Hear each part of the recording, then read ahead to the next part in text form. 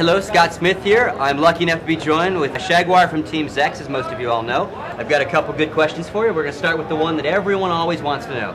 What does Zex stand for? It's actually sort of a clan secret, only members know, but maybe if you get good enough, we'll talk to you. Fair enough. Finally find out. All right, I'll give that to you. A couple questions in regards to the World Cup you attended overseas and the last CPL. You came into the last CPL.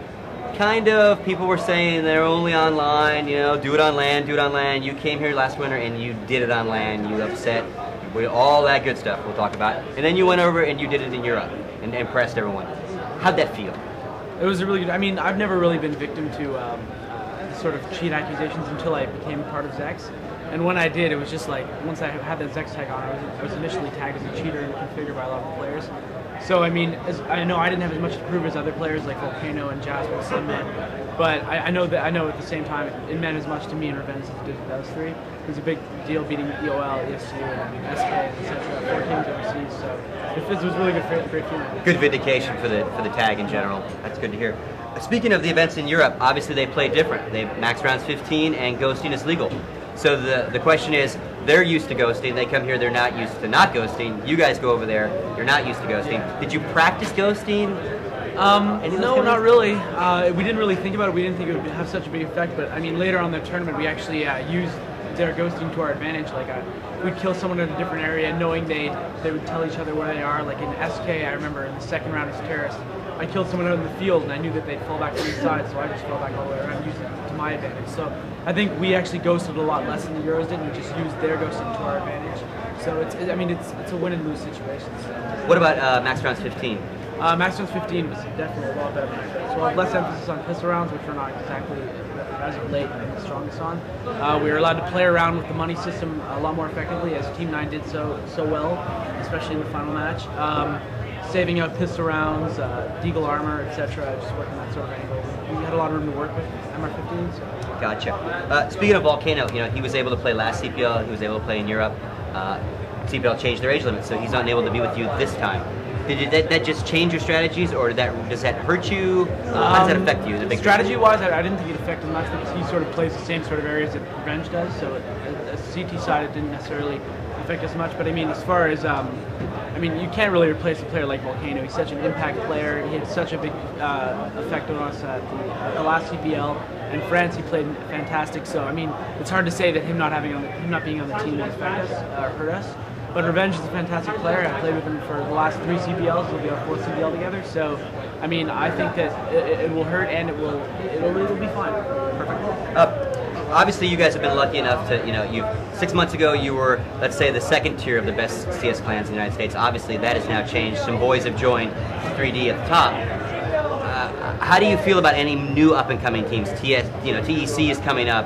And the next question would be, who do you guys now find to practice against? Because you're limiting who you can really scrimmage with and get a good scrim out. Before the pre-boot camp, I only really thought of 3 teams that were really worth our time playing, and maybe TSG when they had a really good day. It was really just GX, 3D, and TC. But now, after playing with these rival guys, they've got a lot of skill and their teamwork and getting enhanced. And they picked up a really franchise player in Exile, so they're playing really fantastic, and they're definitely an up-and-comer. I think they're going to surprise a lot of people here.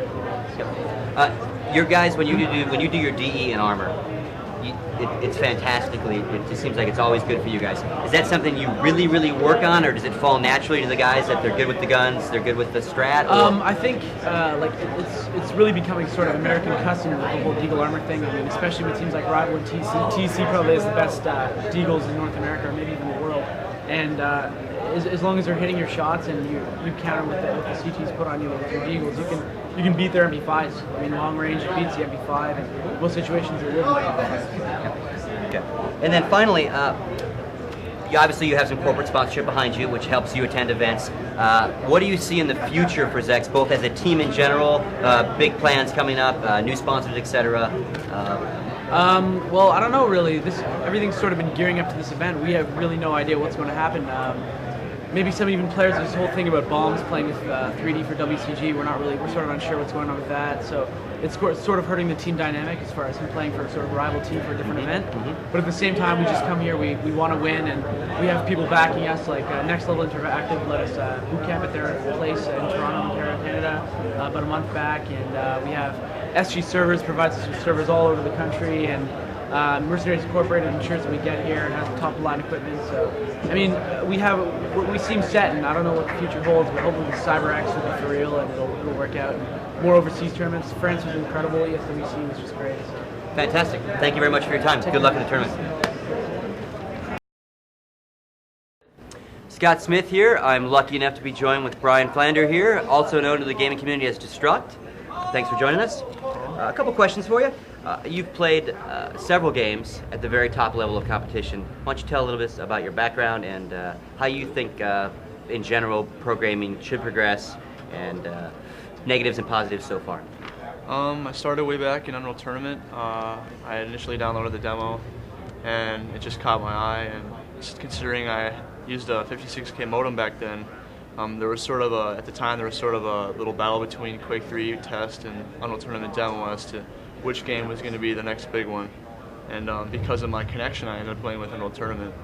And I ended up going on to win WCG in the year 2000, and just about every North American tournament in the year 2001, to where I finished off my career placing 4th at a WCG qualifier at Web Design in New York.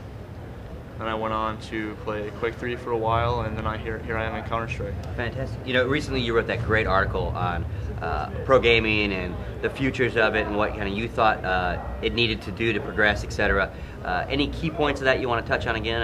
You know, what is kind of going well with the community? What could improve in the community? Those kind of things. I think what's going well is the pace that it's at. I mean, a lot of people, you know, they come off with a negative you know, idea as to why it's going so slow and this and that, but what people don't understand is it's actually going very fast. I mean, stuff like this takes time. One of the main factors, obviously, is money. I mean, you got all these sponsors here at CPL, and I mean, it's taken them 6 years to get where it is. You know, I mean, and in my opinion, I think it's just on the right pace. And I don't know if it'll get to the point as where the X Games are when I'm still playing, but I think it will get there in time. You took a break after, I believe, Winter CPL 2001 as a clan, for a variety of reasons, I imagine. What was your main reason for kind of stepping away from the scene, and how did that help you when you returned to the scene? A couple guys had decided that they wanted to go play Return to Castle Wolfenstein for the QuakeCon tournament, and they ended up winning it. So, I mean, for them, it was a benefit. I sort of just joined a couple other teams, sort of played and passed the time, and tried to get a little serious, but it wasn't really the same without RDW. So I decided a couple months ago, let's do it again. So we picked up a couple new guys to replace some guys that decided they don't want to play games anymore. And George actually works for the CPL now, so I think we're going to give it another shot, see how we do. Gotcha. What in particular did you guys do to prepare for this tournament? We practiced online like every other team, participated in Cal Maine. We're now in Cal I, and we went to boot camp Friday before this Wednesday, so I think the 25th. Until now, we've been pretty much going at it on land with other teams like Rivals, X, Tech, Merck, all those teams we were playing at boot camp, and we got some good practice. And then last question for you, Brian. As a lot of us know, you've started your own product line. You've got a great mouse pad, etc. Why don't you tell us a little more details about that? It's an endorsement deal that I had with Everglide.com. I had approached David Welsh, who was the CEO, and told him about my idea, and mentioned that Fatality had the same idea, and I thought that it would be great for the professional gaming community to have gamers with products, you know, something for other gamers to inspire to achieve that same level, where they can have a product in their name, just similar to like a professional sports player has a shoe with their name or something like that. And it's going really good so far. I've sold close to 2,000 pads, and surprisingly, walking around the BYOC, a lot of people have a mouse pad, and I think it's really cool. Good to hear. Thank you very much, Brian. Good luck in the tournament. Thank you.